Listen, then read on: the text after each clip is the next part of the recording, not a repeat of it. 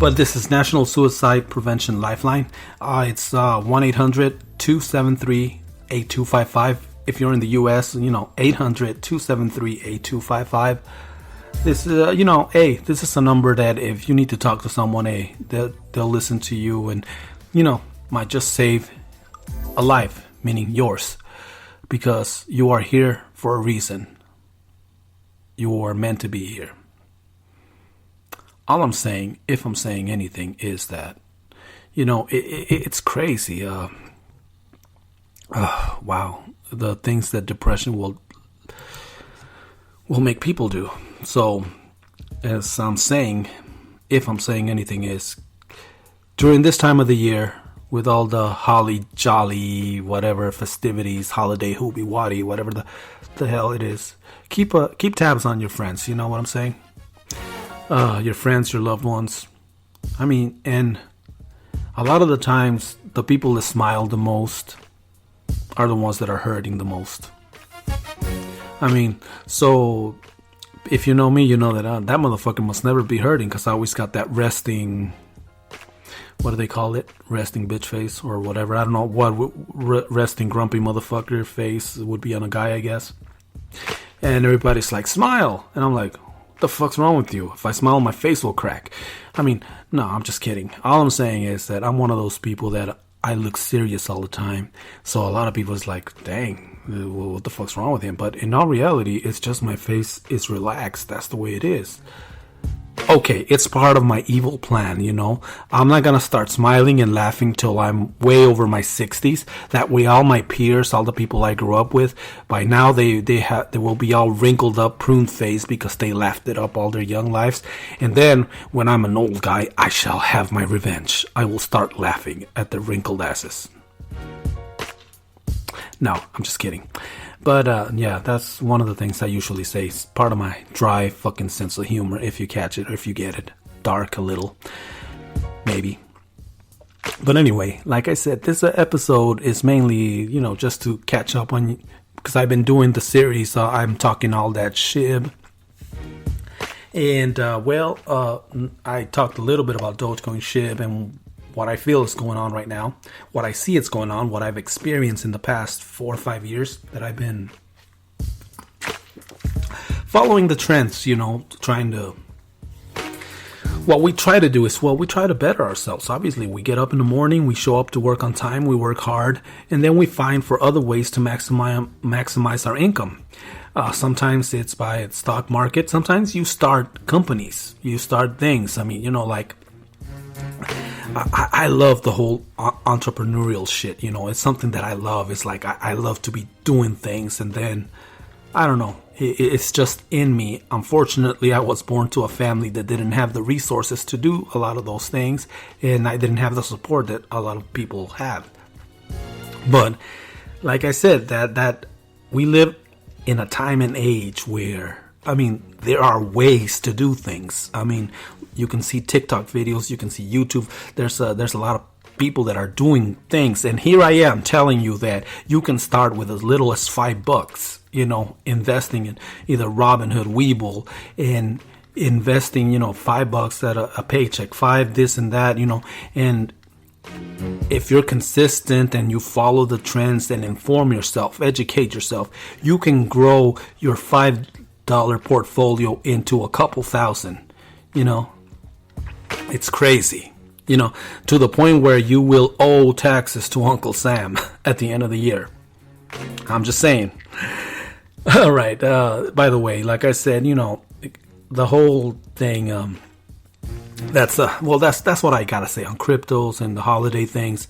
Another thing that I was saying, that the reason why it's changed for me is because there's a lot of people that aren't here anymore for me, because, either time took them, it was their time to go. But I was going to share a story that for some reason came to mind, because I've been thinking about my dad. It's been over 4 years since he passed away, and I remember one time he got me these cowboy boots, and I was going through my rebellious thing, because here in Arizona the cowboy thing is normal, the urban cowboy thing. But I've never really been much of a cowboy. I've been more of the suit and tie, and it depends on what I'm doing. If I'm riding my bike, well, yeah, I don't know. It's different. I mean, so I took those boots that he gave me, those cowboy boots. They were the kind that had that big pointy thing. That I think that pointy thing is designed to kill roaches in the corners. So you can reach those motherfuckers and kill them. Well, anyway, I took those boots and I exchanged them for biker boots.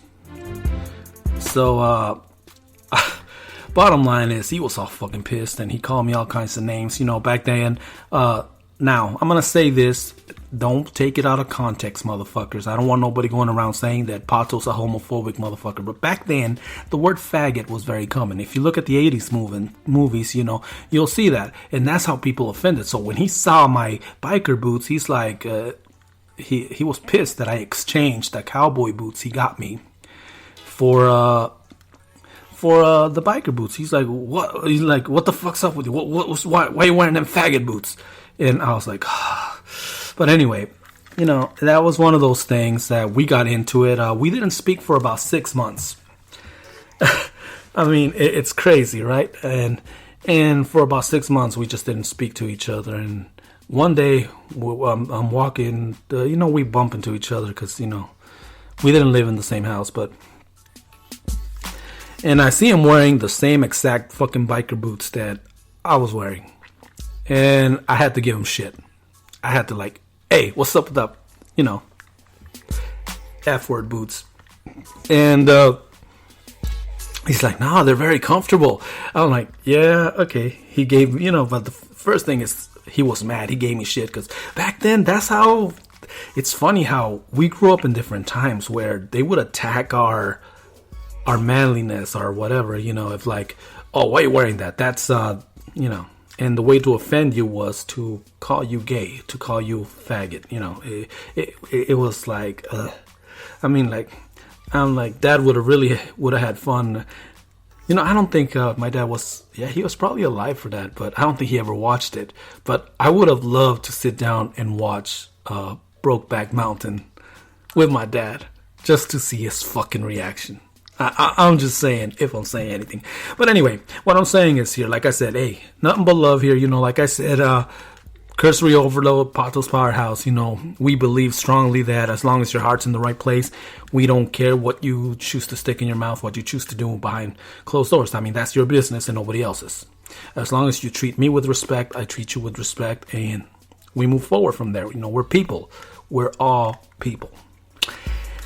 Okay, that being said, but anyway, that was the thing back then, and I don't know, I was just thinking about when my dad, and yeah, usually around the holidays when you sit down, you start reminiscing and thinking about all the people that aren't here anymore. Maybe that's why we get the holiday blues. So once again, check on your friends, check on people. Once again, the National Suicide Prevention Lifeline is 800-273-8255. Maybe you listening right now need help. Maybe you know somebody that needs help. And if you're listening to Pato, you very well know that Pato is beyond help. So I'm just saying that, y'all have a good one.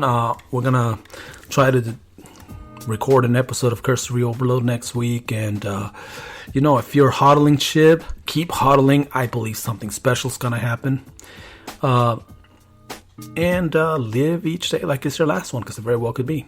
What does that mean? That means only you know what that means, to be honest. We all do different things, for fun,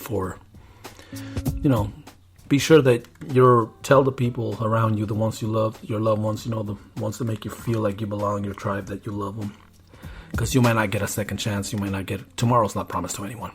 Anyway, I don't want to sound so fucking gloomy. I just wanted to touch base with you guys and let you guys know that, well, I'm still here. All right, well, y'all have a good one.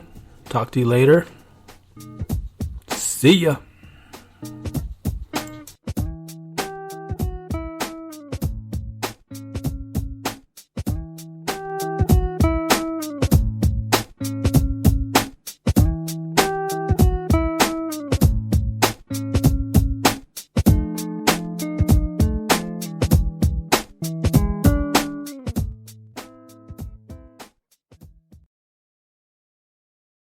Patos Powerhouse has been a Podcast Shack production.